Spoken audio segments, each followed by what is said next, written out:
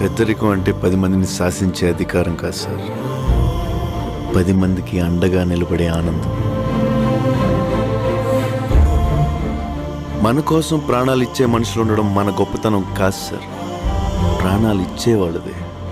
ఆ ప్రాణాలు బతికించుకోవడంలోనే మన గొప్పతనం ఉంది.